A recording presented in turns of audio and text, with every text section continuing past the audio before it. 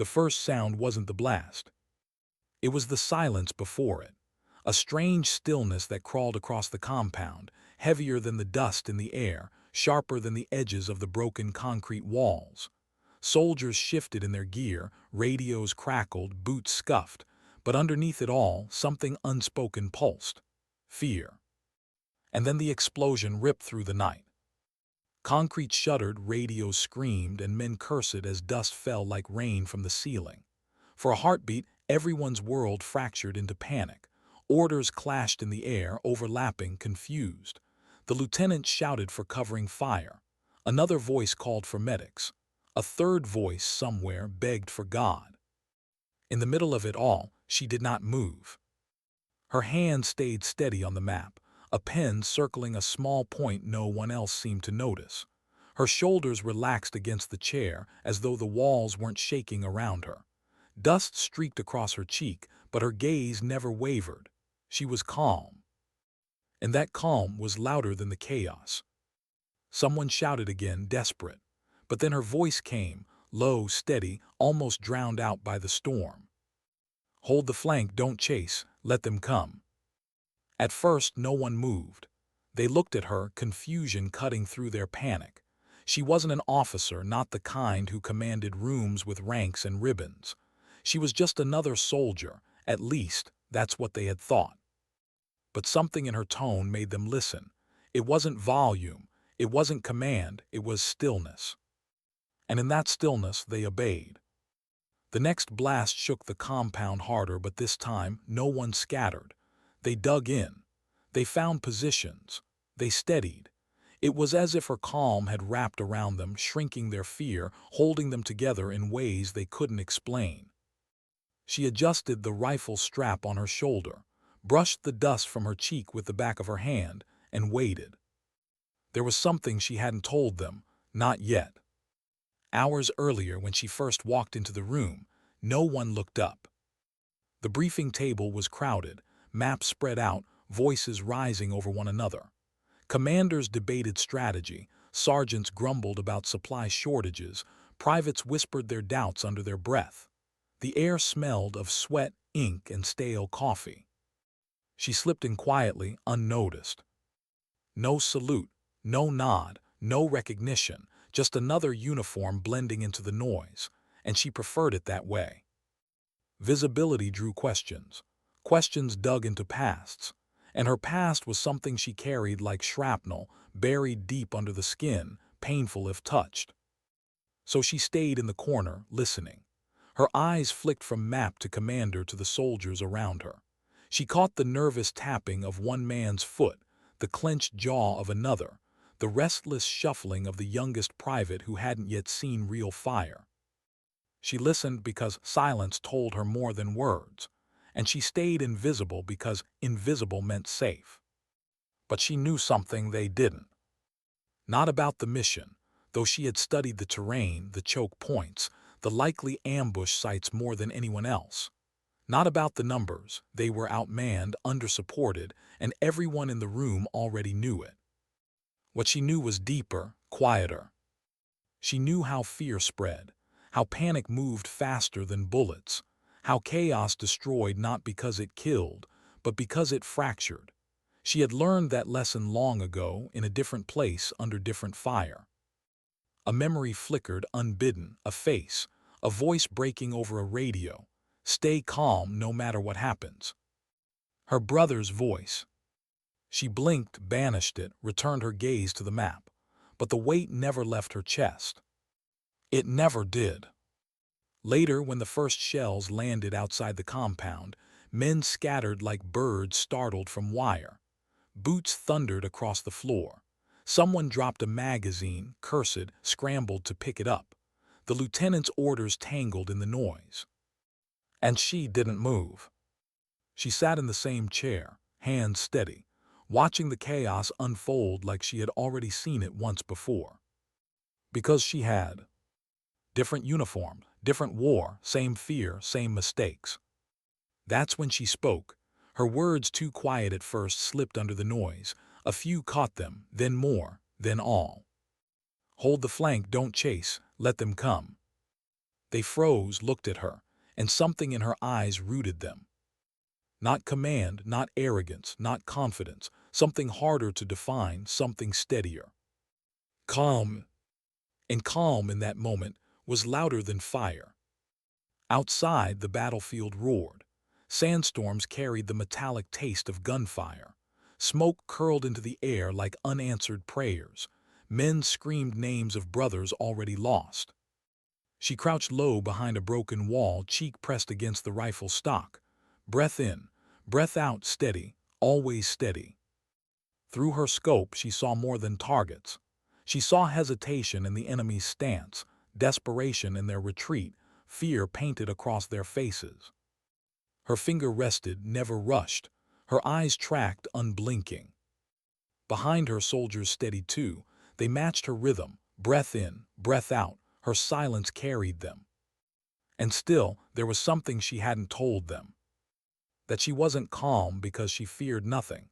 She was calm because she feared too much. Because she remembered. Her brother. The one who hadn't come home. She never told them his name. She never told them his story.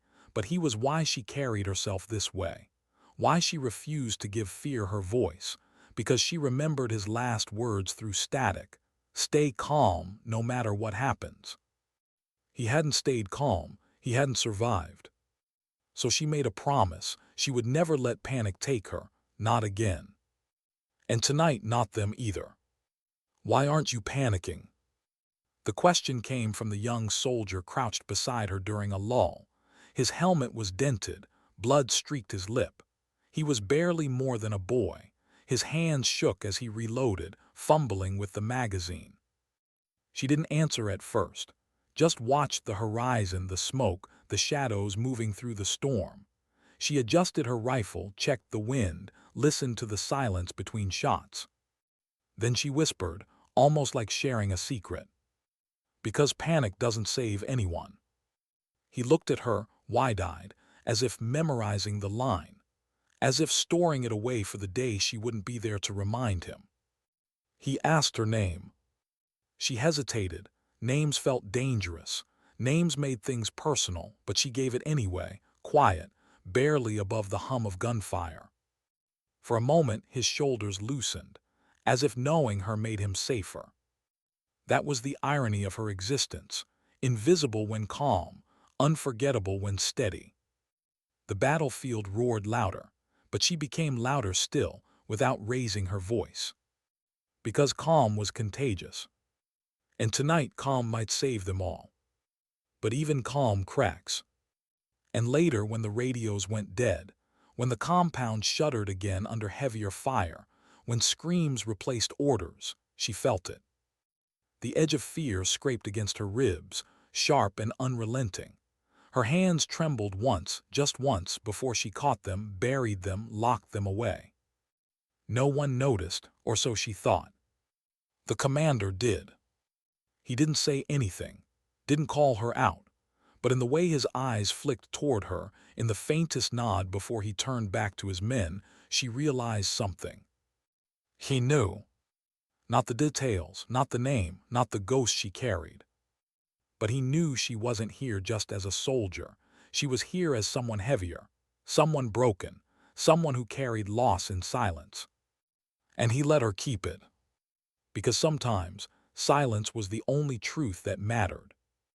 The night dragged on. They held barely. Men whispered prayers. One sang under his breath. Another kissed a photo folded into his vest, lips trembling against paper. They were human, all of them, fragile, flawed, afraid. And so was she. But she had learned the art of turning fragility into armor, fear into steel, silence into command. Her brother's memory didn't haunt her tonight. It guided her. And in that guidance she found strength, not to fight harder, but to stand calmer. Because sometimes calm was louder than fire. By dawn the horizon burned orange, smoke thinned, the battlefield fell silent. They hadn't won, not in the way victories are measured. They hadn't pushed forward or claimed ground. But they were alive. Not because of orders, not because of reinforcements, but because one soldier carried silence into the fire and let it shield them all. And though no one said it aloud, though they scattered back into their duties and lives, every one of them would remember. Her calm had been louder than the war itself. The second morning broke with more silence than relief. The smoke had thinned, the sky burned a pale gray, and the battlefield lay scattered with the remnants of the night before. Shell casings glimmered in the dirt. Sandbags sagged, torn open, spilling grit across the ground. The compound still stood, but only just. No one celebrated. Survival wasn't a victory, not yet. She stepped outside the crumbling wall, rifle hanging low at her side. Her boots sank into the dust, crunching against broken glass. The air still carried the metallic sting of blood and gunpowder, mixed with the faint sweetness of something rotting beyond the wire. And still she was calm. But calm didn't mean untouched. Her eyes lingered on the horizon longer than usual, searching shadows, tracking movement that wasn't there. She felt the absence more than the presence, the silence of radios that hadn't come back to life, the missing voices of men who hadn't survived the night. She swallowed it down, she always did. But she noticed the way the younger soldiers looked at her now, not like a ghost slipping through the compound, not like an invisible name on a roster. They looked at her as if she carried something they couldn't define. Maybe strength, maybe stillness, maybe the thing they desperately needed but couldn't find in themselves. And she hated it. Because if they looked too closely, if they trusted too deeply, they might see the truth. That her calm wasn't courage. It was grief wearing a mask.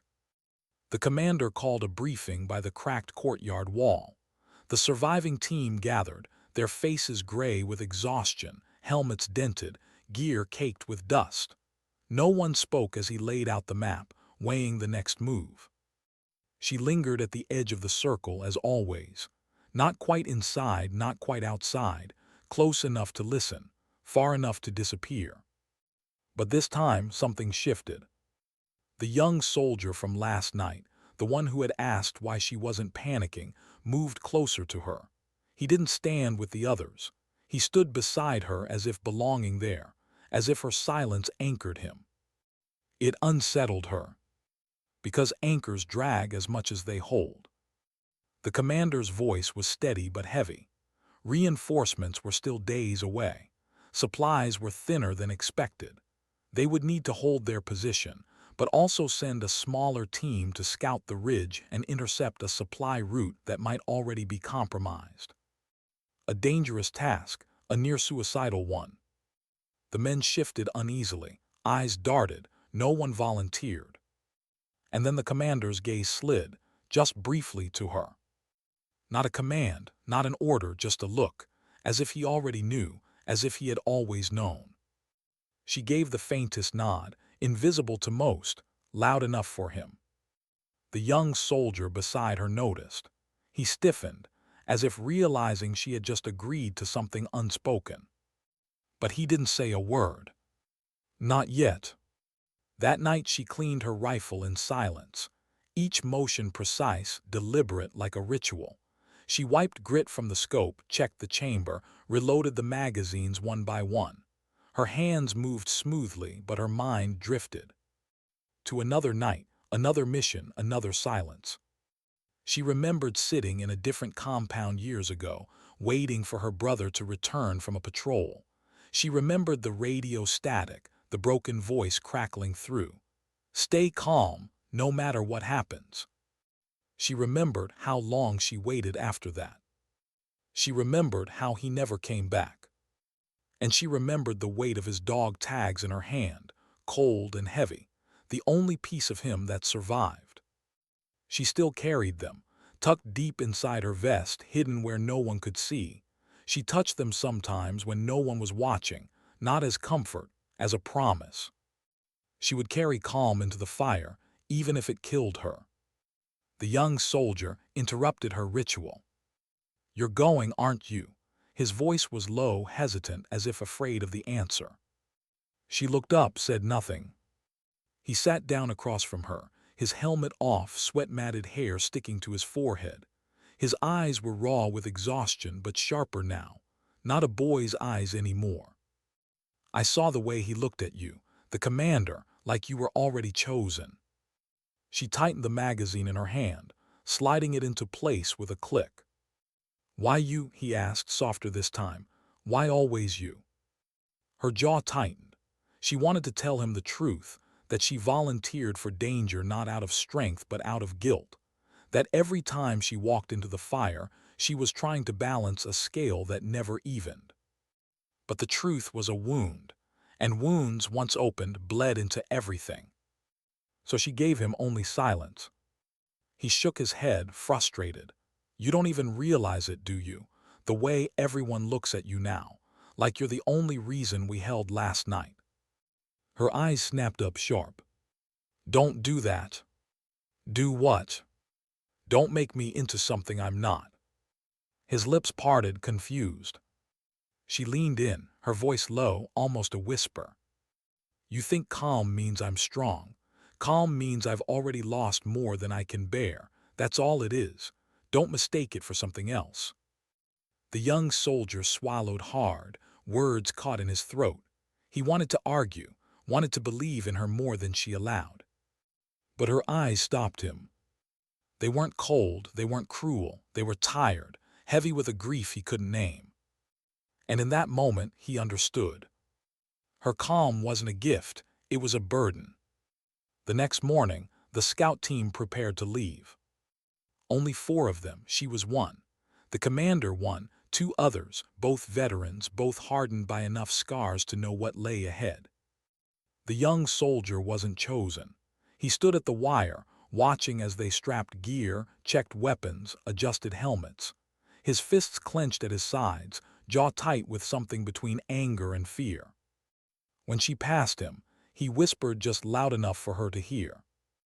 Come back. She didn't answer, because promises on the battlefield were lies. They moved into the hills before sunrise, boots sinking into soft dust, air cold against their faces. The land stretched wide and unforgiving, shadows long across the ridges. Every sound was louder out there, the crunch of gravel under boots, the rattle of gear, the distant echo of something that might have been thunder or something worse. Her breath matched her steps, steady, calm, always calm. But inside, her heart was heavy, because she knew the truth. This wasn't just a scout, it wasn't just a supply route. It was something deeper, something only the commander and she understood. And the others would find out soon enough. By midday, they reached the ridge. The sun burned harsh heat shimmering off the rocks. They crouched low, scanning the valley below. The supply route was there, but so were the enemy. Too many, too prepared. It wasn't an ambush waiting to happen. It was already happening. The commander cursed under his breath. The veterans exchanged grim looks. She lowered her rifle, eyes narrowing. Because she knew this wasn't coincidence. This was information leaked. This was betrayal. And suddenly, the silence of the compound radios last night made sense. Someone had already cut them off. Someone wanted them blind. And now, the mission wasn't about holding the line or intercepting supplies. It was about survival again. She exhaled slowly, steadying her breath. The commander glanced at her, eyes hard, jaw tight, and in that silent exchange the truth passed between them. This mission had never been about supplies. It had been about her.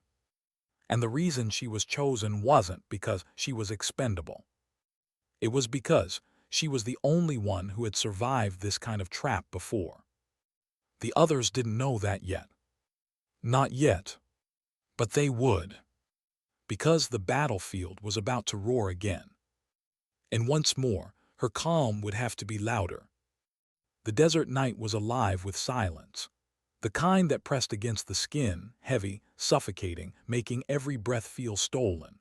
Above, the stars scattered across the endless black sky like frozen sparks from a forgotten fire.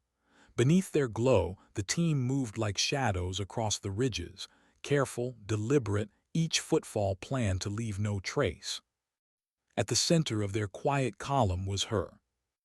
The woman no one had expected, the one who had been invisible for so long, now suddenly the unspoken axis around which the others rotated.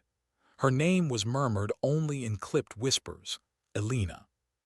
The way the men's eyes shifted toward her, not out of habit but of quiet necessity, revealed more than words could. They needed her now, more than they realized. The briefing that wasn't a choice. Hours earlier, in a cramped underground bunker that smelled of oil and stone dust, their commanding officer had laid out the mission. His words were cold, his tone even colder. There's a convoy moving through Sector 6.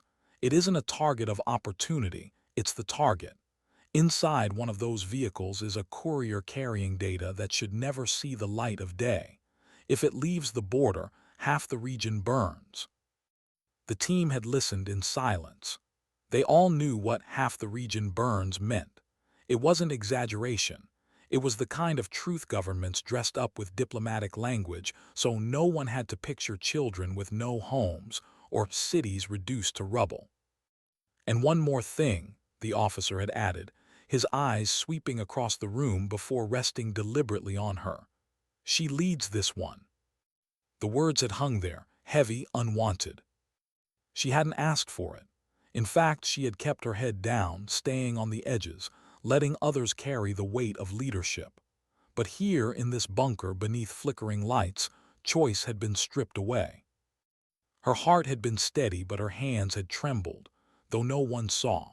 To accept was to put her name into the unforgiving ledger of command, where every decision meant life or death, not just for her but for the men who walked beside her. Marching into the unknown.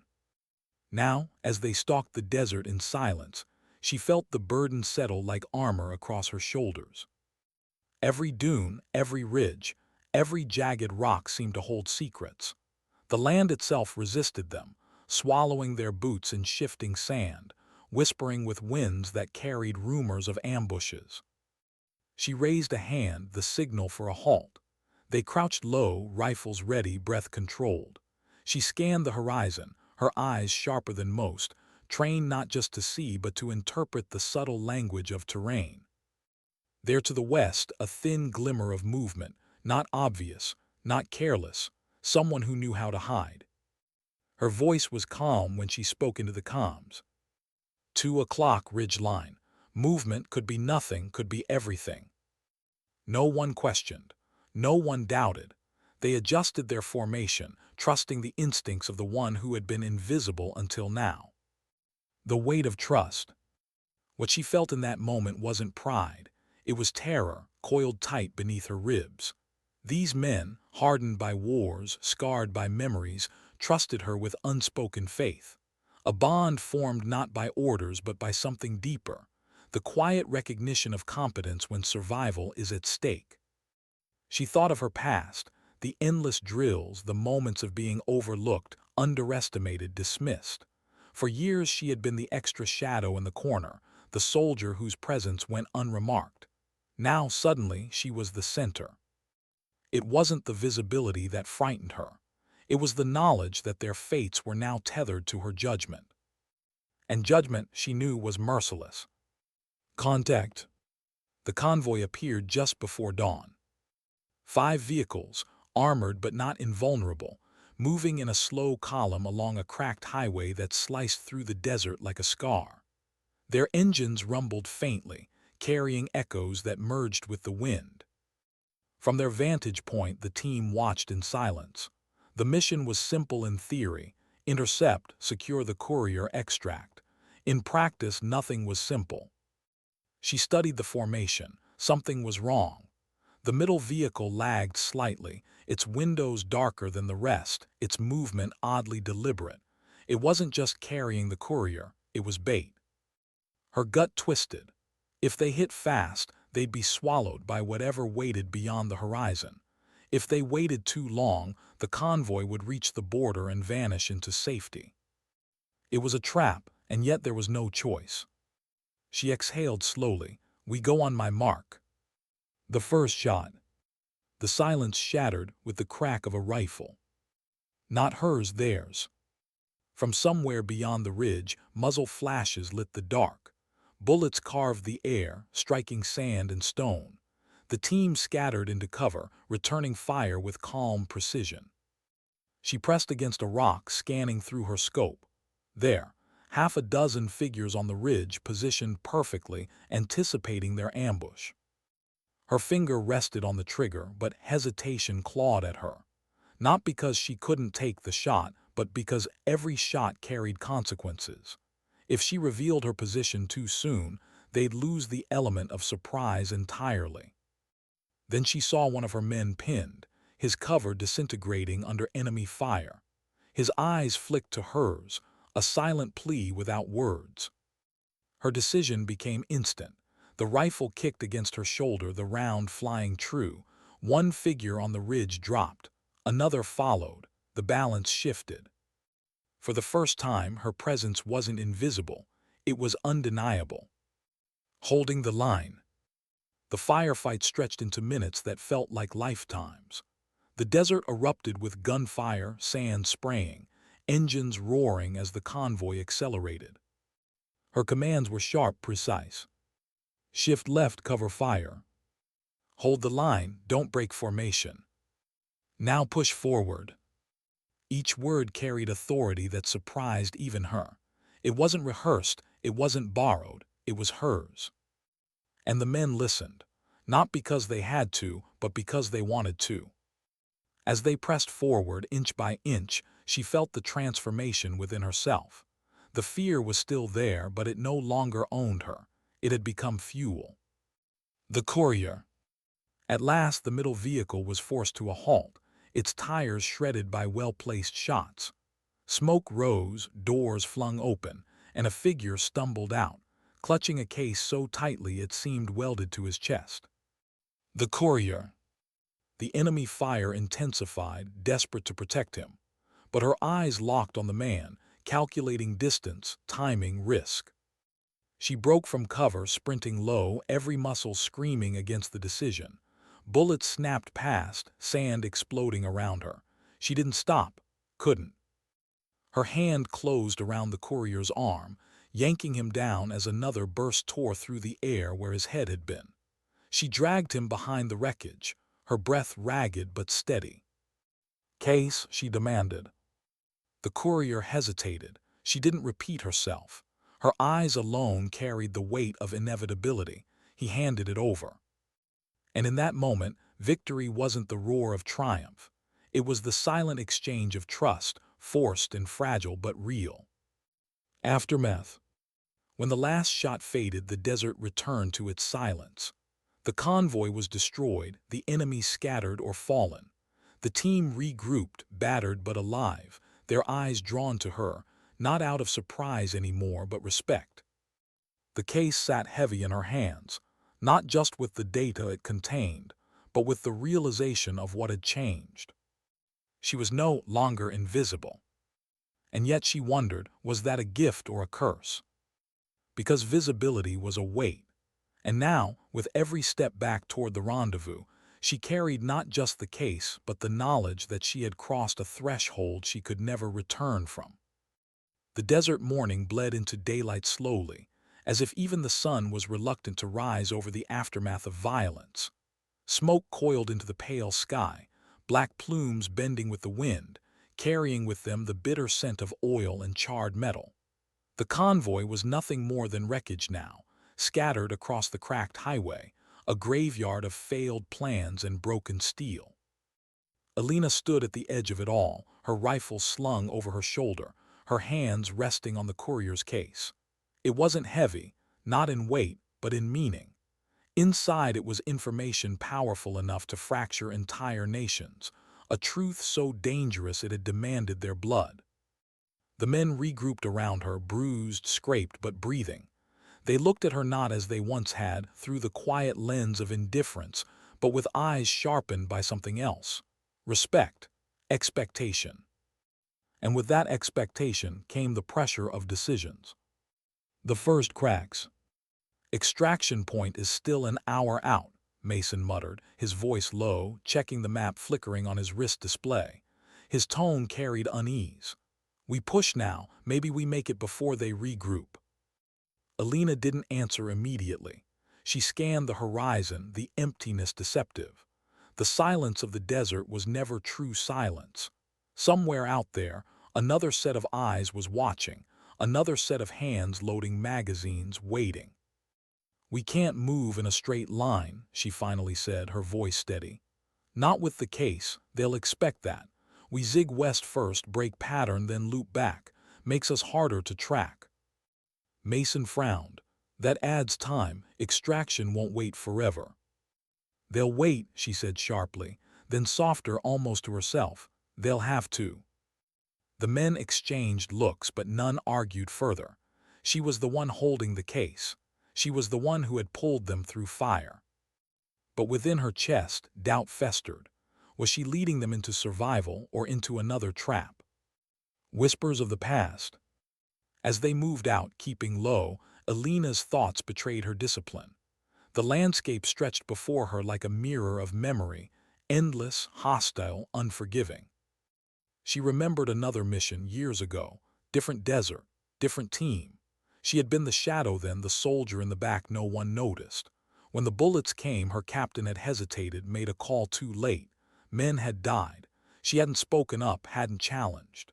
And afterward, when their names were etched into silence, she had promised herself one thing: if the moment ever comes, I will not hesitate. And now the moment had come. She was leading, she was deciding. But hesitation wasn't the only danger. Pride was just as lethal. If she believed too strongly in her own judgment, if she refused to bend, then she was no different than the captain who had once doomed them all. That thought pressed against her ribs as heavily as the case she carried. The sandstorm. By midday, the desert turned against them in a different way. A wall of dust rose on the horizon, at first like a faint smear, then growing, towering, swallowing light. The wind picked up, fierce and howling, dragging sand into every crevice. The storm was coming fast. We need cover now, Torres shouted over the roar, his scarf pulled across his mouth. Alina scanned the terrain. Nothing but open flats stretching for miles. No caves, no ridges, no shelter. But then northwest, a scar in the earth, a dry riverbed. Shallow, exposed, but better than nothing. Move, she ordered, already sprinting toward it. They dropped into the ditch just as the storm slammed into them, the world turning to chaos. Sand whipped through the air like a million needles, slicing skin, choking lungs. Vision vanished in a choking haze of gold and red. The men huddled close, goggles down, weapons clutched to their chests. For minutes or maybe hours, the storm raged, reducing the world to blindness. And in that blindness, voices rose, not out loud but within her mind. Doubts, fears. You don't belong here. You were supposed to stay invisible. They'll die because of you. She gritted her teeth, pulling the scarf tighter. The case pressed into her lap, and she clung to it as if it were an anchor. But even anchors could drag you down. The betrayal of silence. When the storm finally broke, the desert lay altered. Dunes shifted, tracks erased, landmarks buried. The world they had known hours ago was gone. And with that came another realization: they weren't alone. Footprints, fresh, pressed into sand only minutes old, leading from the east. Alina raised a hand, signaling halt. Her pulse quickened, the silence of her team telling her they saw it too. They knew we'd take shelter, Mason muttered. They're hunting us. Her jaw tightened. The enemy wasn't just reacting, they were anticipating, which meant someone somewhere had given them more than just luck. Inside man, Torres said grimly. Has to be. Someone's feeding them our movements.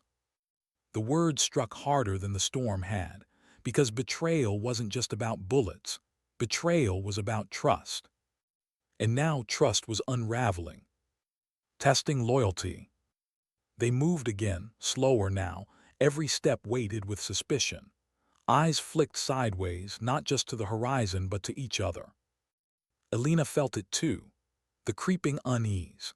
The possibility that one of the men walking beside her, someone whose life she had shielded hours ago, might already have traded theirs for survival, or worse, for gain. She couldn't show doubt. If she cracked, the whole fragile thread binding them would snap. But inside, questions burned. Who? Why? And how much longer until the truth revealed itself in the most brutal way possible? She glanced at Mason, steady, reliable, but always questioning her orders. At Tor's, fierce, loyal, but hot-blooded. At the others, each carrying secrets she might never know. And she realized something chilling. Invisibility had once been her curse, but now it was their weapon. Whoever had betrayed them was hiding in plain sight, unseen, unsuspected, until it was too late. The hidden enemy. By evening, exhaustion pulled at them. They stopped at the edge of a broken ridge, the sun bleeding red across the horizon. Alina gave the order to rest, briefly. The men lowered themselves onto the sand, pulling canteens, checking gear. The silence between them was heavier than words. Every gesture watched, every movement questioned.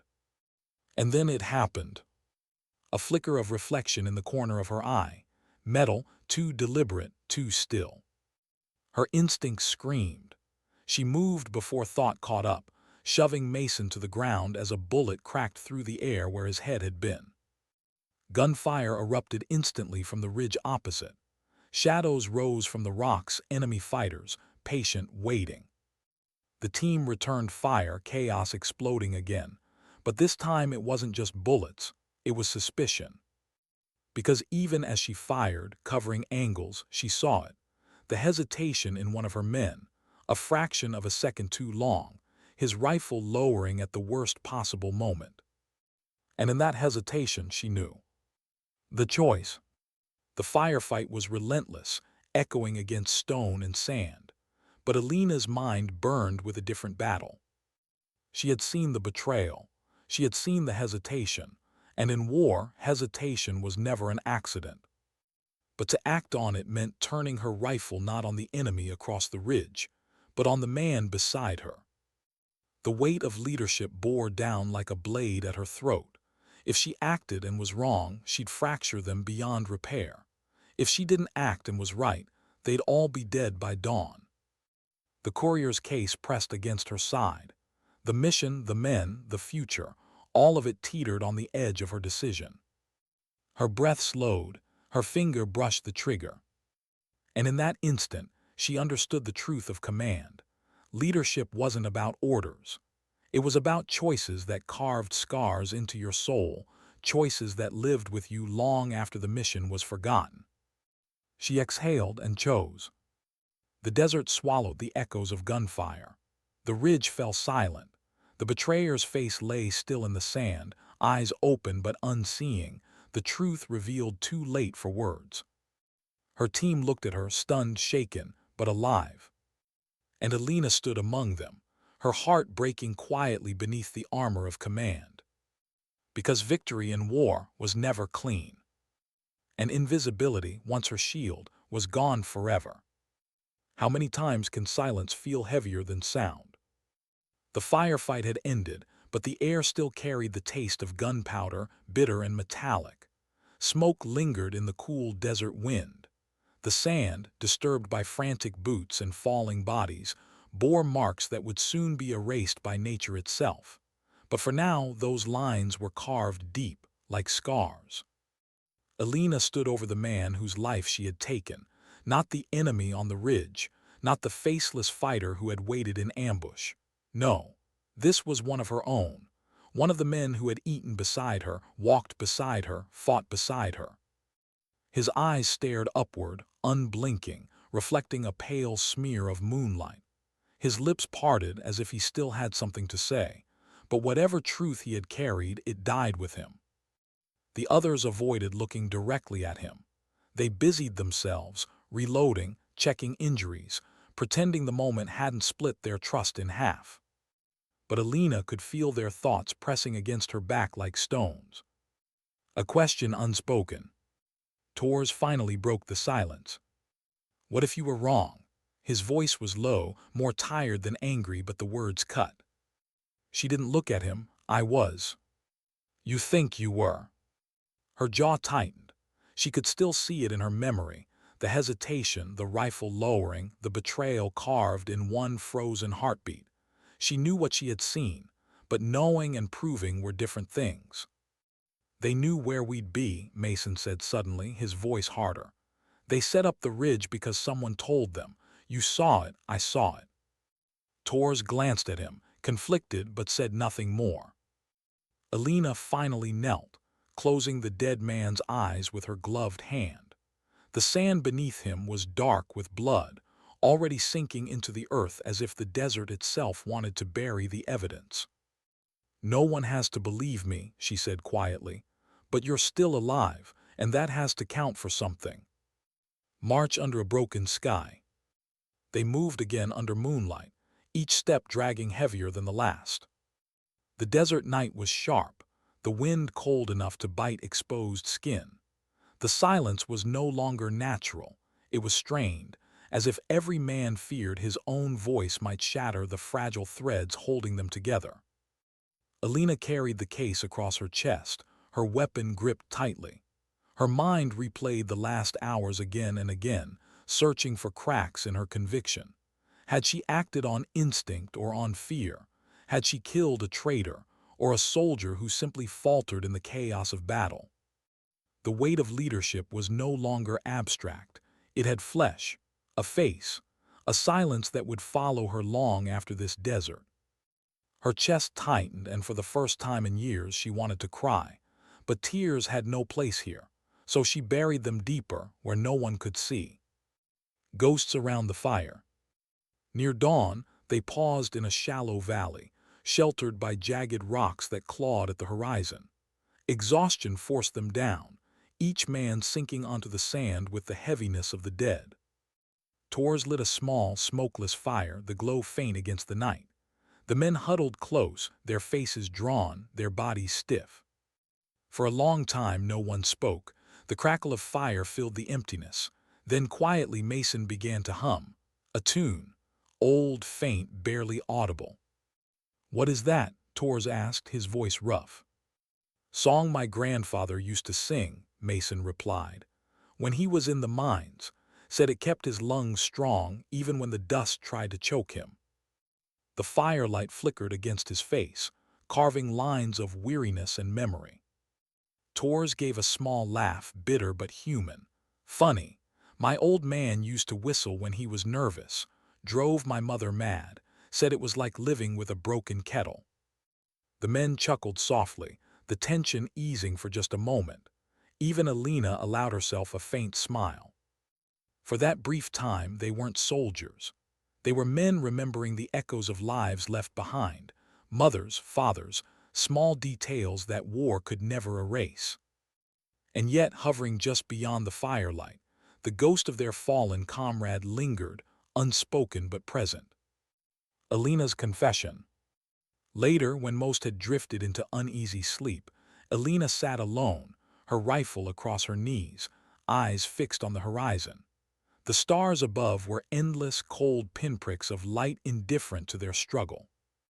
Mason stayed awake too, sharpening his knife by the faint glow of the dying fire. After a while, he glanced at her. "You're carrying it heavy," he said, not a question. Alina's throat tightened. She wanted to deny it, to hold the mask, but exhaustion had a way of stripping defenses bare. "I killed a man who trusted me," she whispered.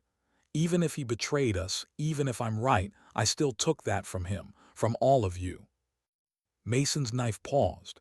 His eyes, shadowed and tired, met hers. "You didn't take it," he said slowly. "He gave it away, whatever his reasons. You acted, you kept us alive. Don't confuse guilt with truth." His words lingered, but they didn't ease the weight. Because she knew something he didn't. She wasn't just mourning the man she had shot. She was mourning the person she had been before she pulled the trigger. That version of Alina, the one who had believed invisibility was safer than command, was gone. And what replaced her was someone she didn't fully recognize. The trap ahead. At sunrise, they broke camp and continued. The world was painted in fire, the desert glowing with cruel beauty. Heat returned quickly, pressing against their skin, draining strength. Hours later, they reached the edge of a canyon, its jagged cliffs plunging into shadow. On the far side, faint and almost hidden, shimmered a signal, an antenna, their extraction beacon. Hope sparked briefly in the men's eyes, but Alina's instincts froze her in place. The canyon was too open, too still, the kind of silence that wasn't natural. She raised her fist. "Stop." Torres frowned. "That's our point. We can make it in 10 minutes. 10 minutes if no one's waiting." Her voice was cold steel. "Look again. No movement, no guards, no sound. It's staged." The men hesitated, their thirst for safety colliding with the memory of betrayal. Mason crouched, scanning the canyon floor with binoculars. His jaw tightened. "She's right. Tracks, lots of them. They're waiting for us down there." The fragile hope in the air shattered instantly. The hidden decision. They retreated back into shadow, crouching behind boulders. The canyon stretched below like the mouth of a predator, patient and wide. Options were few. Go down, risk ambush. Stay hidden, risk missing extraction. Signal for backup, risk revealing themselves further. All eyes turned to Alina again. She closed her eyes briefly. The weight of their lives pressed on her shoulders like stone. "If I lead them down, some won't return. If I don't, we may never leave this desert alive. Either way, they'll carry my decision into their graves." Her heartbeat slowed. She forced air into her lungs.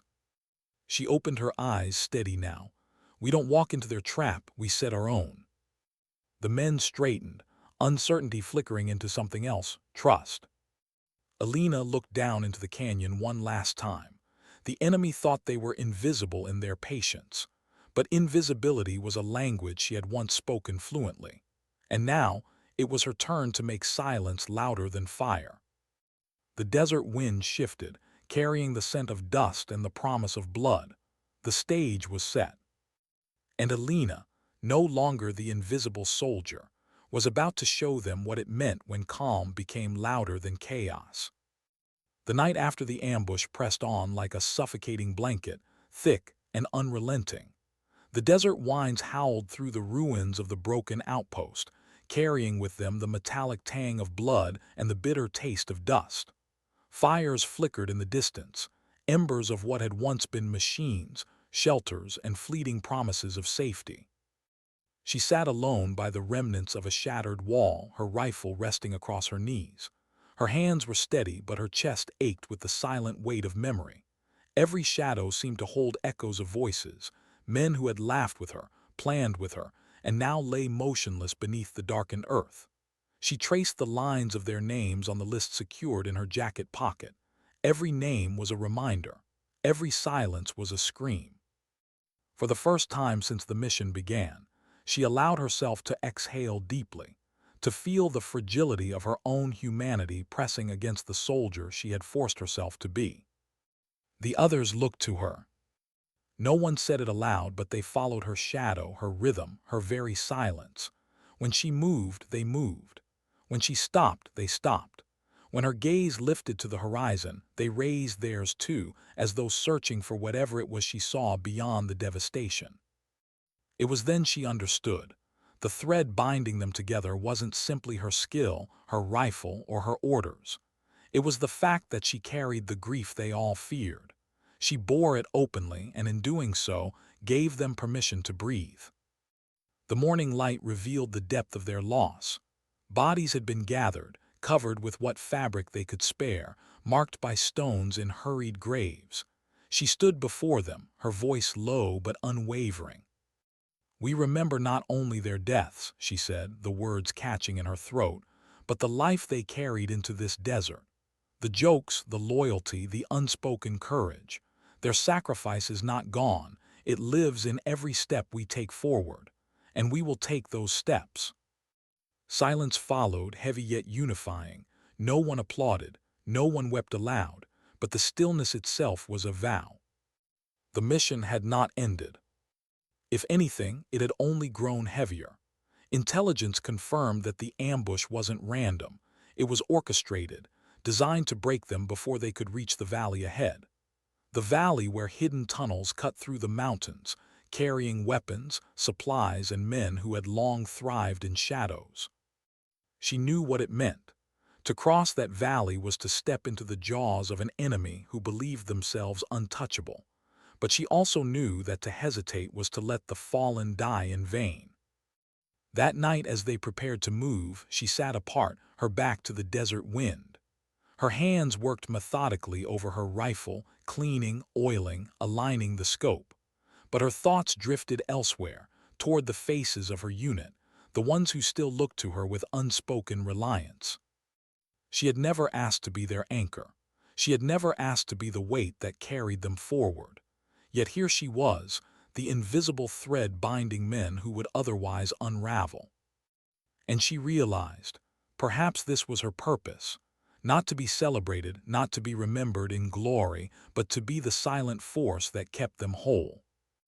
The valley came into view 2 nights later. Jagged cliffs framed its entrance, shadows pooling at the base where moonlight could not reach. From a distance, it seemed lifeless, but she knew better. Life hid in the silence. The enemy was waiting. They moved like whispers, their boots sinking into the sand. Every step echoed like thunder in her chest, though the night betrayed nothing. She raised her hand, halting the group. The wind carried faint sounds, metal shifting against stone, the clink of something set too carelessly aside. She scanned the ridges, her scope cutting through darkness. Then she saw it, the faintest glint of glass catching moonlight. A scope, a sniper waiting. Without hesitation, she adjusted, breathed out, and fired. The silence cracked open and chaos surged. The firefight was brutal. Gunfire ripped through the valley walls, echoing like a storm trapped between mountains. The enemy poured from hidden alcoves, their shadows multiplying against the rocks. The squad took cover, returning fire with desperate precision. But she remained steady. Her scope was not just a weapon, it was a shield. Every shot she fired dropped a threat before it could reach her men. Her rifle spoke for the voiceless, answered for the fallen. Through the haze of smoke and dust, they pressed forward inch by inch until they reached the tunnels. Dark, yawning mouths cut into the mountain. The true test awaited inside. They gathered at the entrance, breaths ragged, ammunition low. Some looked defeated. Some clung to hope with trembling hands. All of them turned to her. She met their gazes one by one. "We go in together. No one is left behind. No silence, no fear. We carry each other, always." The words were not loud, but they were enough. In that moment, belief returned to them. Strength was rekindled. Inside, the tunnels were labyrinths. The air was heavy with damp stone and the distant drip of unseen water. Every corner threatened ambush. Every shadow felt alive. Yet they pressed forward, guided by her presence. When the enemy struck from the darkness, she was the first to return fire. When confusion threatened to scatter them, she was the one who restored direction. And when one of the younger soldiers froze in terror, she gripped his shoulder and whispered, "You're not alone, not while I breathe." The words anchored him. They anchored them all. Hours blurred into exhaustion. The deeper they went, the clearer it became that this was no mere passage, it was a fortress. Crates of weapons lined the walls, supplies marked with symbols that told of a network stretching far beyond these mountains. Destroying it meant crippling a war that had survived on secrecy for years. The weight of the mission pressed harder than ever, but so did the memory of the fallen. She carried their silence into the tunnels and with every step transformed it into resolve. At last they reached the central chamber. The largest cache yet. Explosives, rifles, crates of ammunition stacked like towers. Guards patrolled the perimeter, unaware of the storm creeping closer. Her men looked to her again. No words were needed. With precise signals, she directed their movements. A grenade rolled into a cluster of crates, detonating with a roar. Flames burst upward, lighting the cavern in violent brilliance. Chaos erupted. Yet amidst the fire and gunfire, her squad moved as one, each step aligned with her invisible thread. When the dust settled, the chamber was ablaze, the enemy scattered or silenced, the cache destroyed, the mission complete. But victory came at a price. 2 more men lay wounded, carried on shoulders heavy with both relief and grief. As they emerged from the tunnels into the cool dawn, the horizon painted itself in shades of fire and ash. She looked back once at the smoldering ruin and let the silence fill her chest. Not the silence of loss, but of justice. A silence that spoke louder than screams. Her presence had held them together, carried them through the storm. But she knew this was only one valley, one battle. The war in all its shadows still stretched far beyond. And she, the invisible thread, would continue to bear it. The dawn bled slowly over the jagged peaks, casting the desert in muted shades of red and gold. Smoke still rose from the valley behind them, curling upward like silent prayers that would never reach heaven. The squad emerged battered, carrying their wounded, their boots dragging across the sand. Each step forward felt heavier than the last, not because of the terrain, but because of the truth that lingered inside all of them. The mission was complete. The tunnels were destroyed, but none of them felt victorious. Victory was too small a word for what they had endured, and too hollow to cover what they had lost. She walked ahead, her rifle slung across her shoulder, her eyes fixed on the horizon. Her body carried exhaustion, yet her movements were unbroken, measured, steady, unwavering. The men behind her no longer questioned where to go or when to stop. They simply followed. For them, she was no longer invisible. She was the compass they hadn't known they needed. The march back. The sun grew crueler with each hour. Heat shimmered across the sand, blurring the line between sky and earth. The squad rationed water, their lips cracked, their skin blistered. Yet not once did she slow her pace. At noon, one of the younger soldiers stumbled, his knees buckling. Without hesitation, she moved to his side, lifting him onto his feet with strength that seemed impossible for her frame. She didn't scold him. She didn't pity him. She simply whispered, "Lean if you must, but don't stop walking." The boy steadied, his eyes burning with shame turned to resolve. He nodded, clutching his weapon, and took another step, and then another. The others watched, and in that moment they all found the will to keep going. Nightfall returned. They built a fire, its glow fragile against the vast emptiness. The wounded rested, their bandages soaked in blood that no one dared to call fatal. The silence around the fire was thick, not of fear this time, but of reflection. She sat slightly apart, her eyes scanning the horizon even in the stillness. Her mind replayed every sound from the valley, every face that would never rise again. She felt the ache of grief, but she did not let it consume her. Instead, she thought of what lay ahead. The mission had proven one truth, that the enemy's network was far more extensive than command had admitted. The tunnels they destroyed were only one strand of a web. Her instincts told her more battles were coming. The letter. That night she pulled a folded piece of paper from her pocket. The edges were worn, the ink faded. It was a letter she had written long ago but never sent. A letter to her mother, who believed her daughter served only behind safe walls. She read it silently under the firelight. The words spoke of duty, of sacrifice, of silence. It wasn't a confession. It wasn't even the truth. It was a promise that her mother would never know the depth of what she endured. When she finished, she folded it again, pressing it to her chest. And in that moment she made a new vow, one not written in ink but in fire. If she survived, she would carry the weight not only for her mother, but for every soldier who no longer could. The village. 2 days later, they reached a small village on the edge of the desert. Mud brick homes leaned against each other, their walls cracked but standing. Children watched with wide, wary eyes as the soldiers approached. Women drew their scarves tighter, Men stood guard with nothing but farming tools in hand. The squad moved cautiously, but she stepped forward alone. She removed her helmet, lowering her rifle. Her eyes met theirs, steady and unflinching. She knew trust could not be commanded, it had to be earned.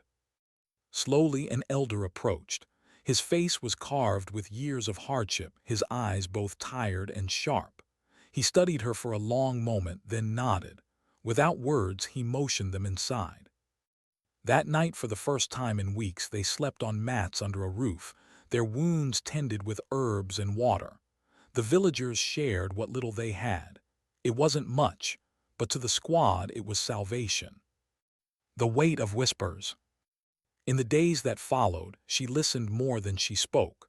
Around the fires, the villagers whispered of convoys that moved under cover of night, of men who disappeared into the mountains and never returned, of weapons hidden not just in tunnels, but in caves carved deep into the earth.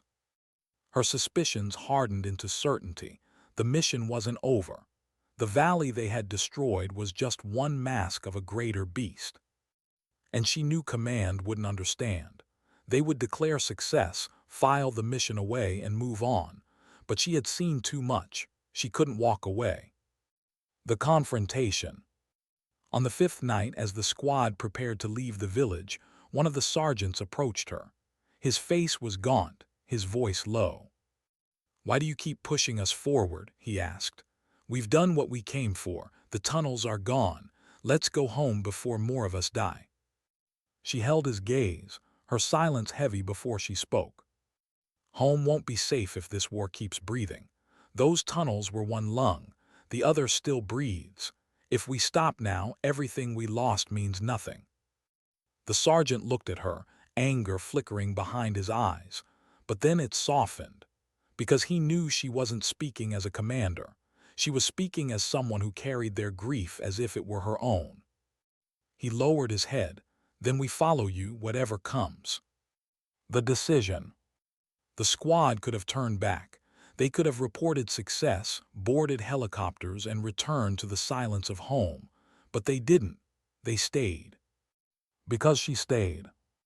Together they plotted a new course, not ordered, not sanctioned, but necessary, toward the mountains, toward the caves the villagers spoke of. It was a decision that could end their careers, but careers no longer mattered. What mattered was the weight they carried and the duty that came with it. The invisible leader. As they prepared to leave, one of the younger soldiers approached her quietly. "You never asked for this," he said. She looked at him, her expression unreadable. "No," she answered softly, "but they needed someone, and sometimes silence is chosen for you." The boy nodded, understanding more than he could put into words, and as he walked away he realized the truth, that she wasn't invisible anymore. Not to them, not to the world she carried on her shoulders. The march into the unknown. The mountains rose before them like teeth, jagged and unyielding. The path ahead was treacherous, the air thin, the silence deeper than any they had known. Yet they climbed, their boots scraping against stone, their breaths visible in the cold. Every step was a question of survival. Every corner could have been the last. But still they followed her, bound by the thread she had woven, not of orders but of trust. The echo of duty called them forward, louder than fear, heavier than grief. And she answered step by step, without hesitation. Because she was the thread. Because she was the weight. Because she was the presence that bound them all together. And the mountains, waiting in silence, would soon learn her name. The mountain air was sharp, almost metallic, cutting into their lungs with every breath. Each step upward felt like a negotiation with the earth itself, as if the land demanded proof of their resolve before letting them pass. The squad was quieter now, not the silence of fear but of unity. Every man carried the same rhythm in his steps, the same unspoken understanding. Whatever lay ahead, they would face it together. She walked at the front, her rifle steady across her chest, her eyes sharp despite the exhaustion etched into her face. The dawn was breaking again, and its light spilled over the ridges in pale gold. She felt its weight on her skin, not warmth but clarity. For the first time in days, she allowed herself to think of home. The letter folded in her pocket pressed against her chest with every movement, as if reminding her of the life that still waited somewhere far from these peaks. A life she might never see again. She didn't allow the thought to linger. Duty had no room for longing. Not here. Why were the caves so important? The villagers' whispers had stayed with her, gnawing at the edges of her mind. Convoys at night, men who vanished, caches hidden in the dark. She knew too well what it meant. The valley they had destroyed had been a decoy. The real heart of the enemy lived here in the mountains. By midday, they found the first signs. Scorched tracks in the dirt, a discarded ammunition crate with markings from across the border, empty ration packs. Someone had been here recently. The squad tightened formation. The air grew heavier. Every rock, every shadow felt like a set of eyes watching. She raised a hand, signaling them to halt.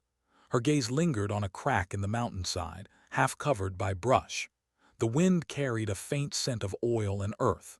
She approached slowly, brushing the leaves aside. The opening was narrow, nearly invisible unless you were searching for it. The cave. Her heart slowed, then quickened. This was it. Inside, the darkness swallowed them whole. They moved with flashlights off, trusting touch and sound. The tunnel curved downward, cool air brushing their faces. The silence here wasn't emptiness, it was alive. A silence that waited. She motioned for the point man to pause. Kneeling, she pressed her palm against the dirt.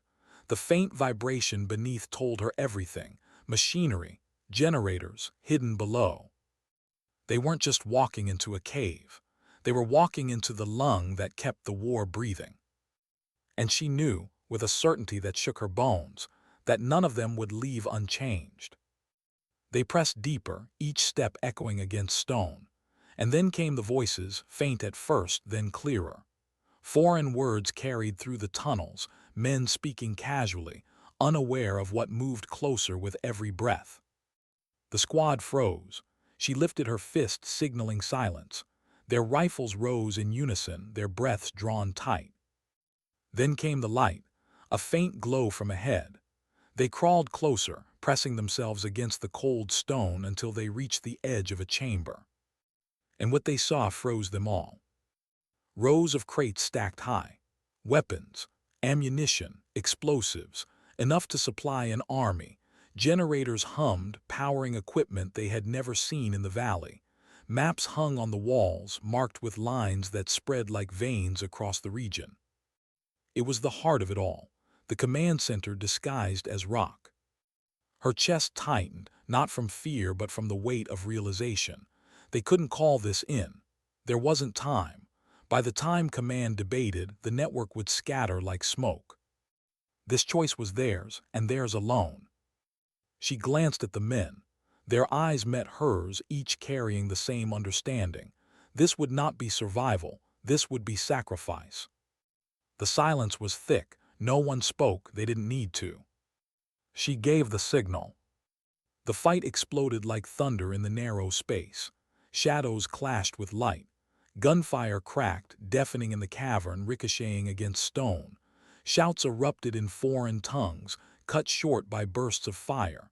The chamber filled with smoke, dust, blood. She moved like water, her calm sharper than the chaos.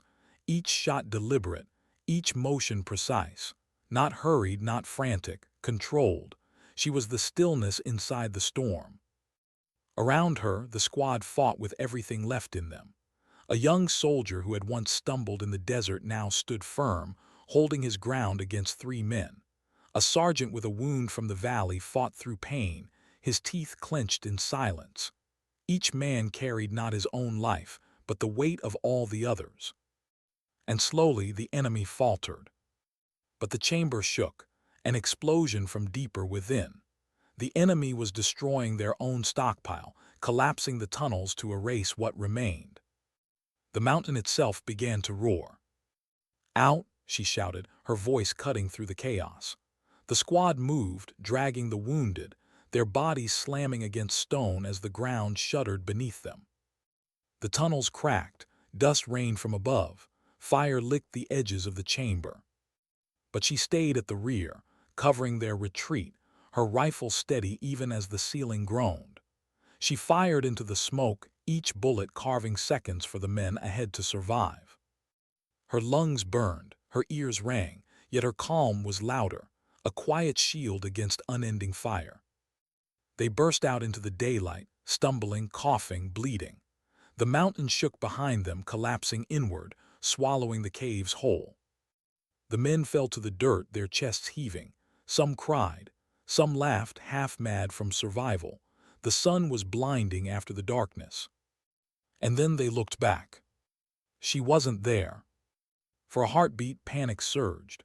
Voices shouted her name, rising above the echo of stone collapsing. They searched the dust, the rubble, the chaos still spilling from the earth. And then she appeared, staggering from the smoke, her face streaked with ash, her uniform torn but her eyes unbroken. She carried nothing but her rifle and the silence of what had nearly consumed her. The squad rushed to her, their relief raw, unrestrained. But she simply nodded, brushing their hands aside, her calm steady as ever. They walked away from the mountain, leaving behind fire and ruin. None of them spoke for hours. Each step was heavy but alive. When they finally reached the open desert, the horizon stretched wide, endless, indifferent. The men sat in silence, their bodies trembling with exhaustion, their souls with something heavier. She stood apart, her gaze fixed on the distance. One of the men finally asked the question they all carried. Was it worth it? She didn't answer at first. She let the silence linger, let it carry the weight of the question. Then softly she spoke. We may never know, but we didn't walk away. That has to mean something. Days later, when the helicopters arrived, command praised them. Medals were mentioned. Reports were written. But the squad knew the truth, that no medal could carry what they had left behind in those mountains. And she, as always, said nothing. She folded the unwritten letter once more, pressing it against her chest. Her silence remained her shield, her burden, her gift. As the rotors thundered overhead, she closed her eyes, not in peace, not in triumph, but in acceptance. Sometimes dignity doesn't speak. It simply acts.